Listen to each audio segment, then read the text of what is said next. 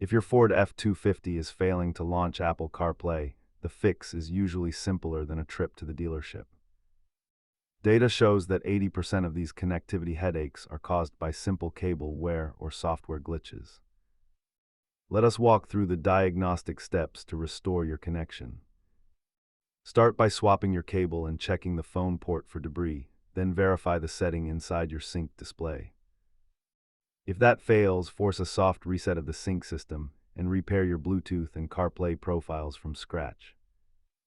Sometimes the USB hub itself fails, or your sync firmware is simply too old to handshake with newer iOS versions. Try these software fixes first, but if the USB port is physically dead, you may need a professional shop visit. Most repairs are inexpensive, but replacing an APIM module can quickly become a significant out-of-pocket expense.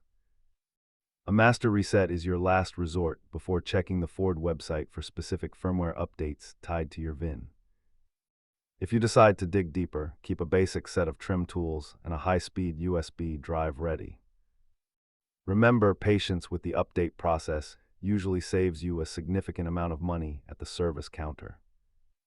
If you found this helpful, subscribe for more Ford maintenance tips and keep your truck running exactly like it should.